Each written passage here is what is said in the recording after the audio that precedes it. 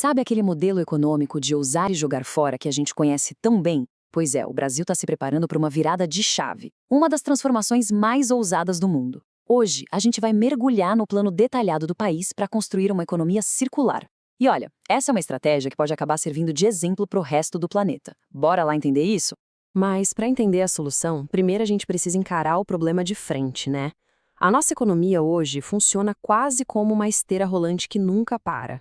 A gente extrai recursos da natureza, produz alguma coisa e logo depois descarta. Esse sistema, com uma fome que parece não ter fim, está gerando montanhas de lixo e, claro, esgotando o planeta. E aqui a gente vê essa diferença de um jeito bem claro, quase um antes e depois. De um lado, o modelo linear: extrair, produzir, descartar. Fim de papo. Do outro, a proposta circular: redesenhar, fazer circular e regenerar. A sacada aqui é crucial. Não se trata só de dar um remendo no sistema antigo, mas de repensar a economia desde o comecinho. As consequências desse modelo linear, bom, a gente vê por toda parte. O lixo que se acumula, a poluição.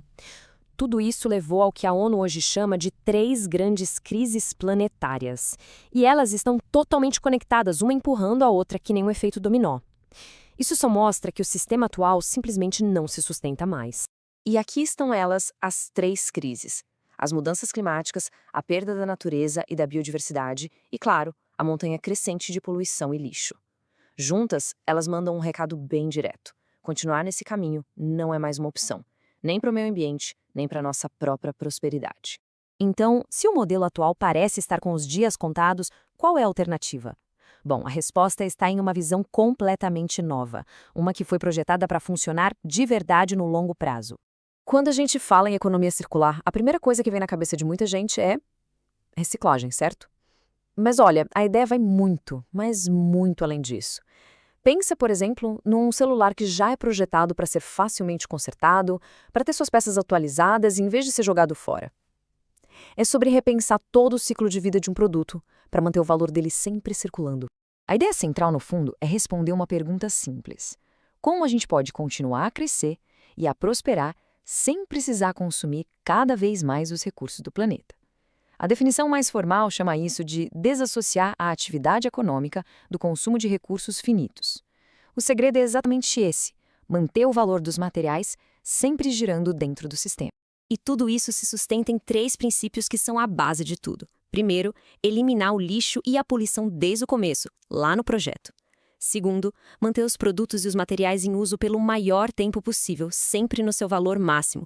E terceiro, um ponto que é essencial e muitas vezes esquecido: não é só parar de destruir a natureza, é ajudar ativamente a regenerar. E aqui vem o pulo do gato. Essa transição toda não precisa ser um sacrifício, muito pelo contrário. Ela é vista como uma oportunidade econômica gigantesca. É um daqueles modelos raros em que todo mundo está ganhando. As empresas inovam, a sociedade se beneficia e o meio ambiente é protegido. E quando a gente fala em oportunidade, os números são impressionantes.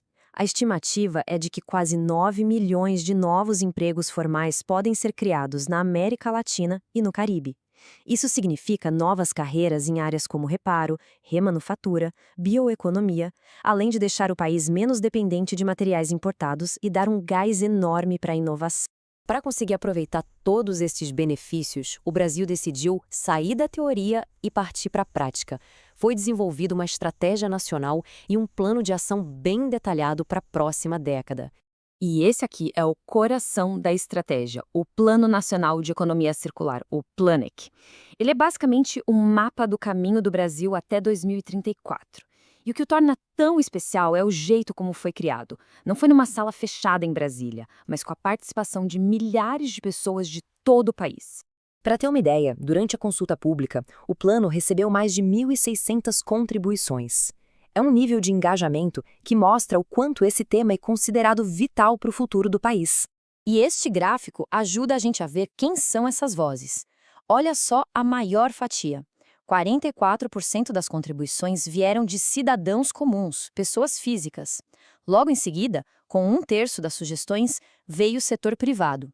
Isso prova que a construção desse plano foi um verdadeiro diálogo nacional. E tem um dado fascinante aqui neste outro gráfico: as mulheres participaram mais do que os homens. Essa liderança feminina na consulta pública já nos dá uma pista importante sobre um dos pilares de todo o plano, que é a inclusão social. Certo, mas como esse plano todo funciona na prática? Ele foi organizado em 5 grandes frentes de ação, os chamados eixos, que foram pensados para atacar o problema por todos os ângulos. Então, vamos lá. O primeiro eixo foca em criar as regras do jogo, as leis. O segundo, em estimular novas ideias e educar os profissionais. O terceiro vai direto ao ponto, redesenhar os produtos para gerar menos lixo desde o início. O quarto cria os incentivos, a parte financeira para fazer acontecer. E o quinto, que talvez seja o mais importante, garante que todo mundo faça parte dessa transição. E esse último ponto é realmente crucial, porque o plano deixa muito claro que essa transformação não é só sobre tecnologia e materiais, ela é, acima de tudo, sobre pessoas. Bem no centro dessa dimensão social está o conceito de transição justa. A ideia é simples, mas muito poderosa. Ao mudar a economia, é preciso garantir que os benefícios cheguem a todos e que ninguém seja deixado para trás. É sobre criar um futuro que seja verde e justo ao mesmo tempo. Essa citação do próprio plano é muito poderosa. Ela fala que os grupos historicamente excluídos precisam estar no centro da transição. É um reconhecimento explícito do papel vital dos trabalhadores informais, especialmente dos catadores e catadoras, que não devem estar na periferia dessa transformação, mas sim no coração dela. E tudo isso nos leva a uma grande questão. Com um plano tão ambicioso e inclusivo, o Brasil não está apenas mudando a si mesmo. O país está se posicionando como um possível líder global. A pergunta que fica é: será que o mundo vai prestar atenção? A resposta para essa pergunta pode muito bem definir a próxima década.